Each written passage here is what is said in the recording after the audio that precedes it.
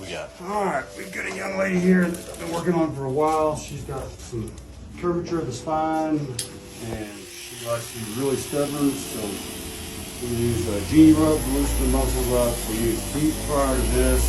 We use the flexion distraction table to loosen the muscles up. Basically, we've got lots and lots of muscle work.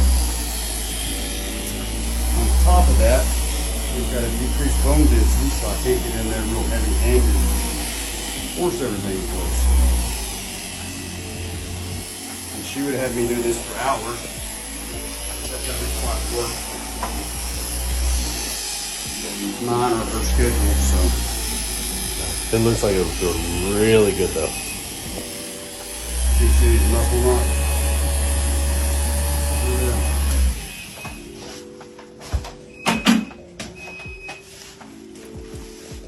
Alright, so here, slide down, where the magic begins in her.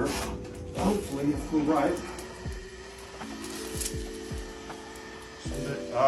Today's gonna be a good day, Pam. There it is. So from the very beginning, we know if she's gonna adjust or not. They're just dropping it for us. It's good news.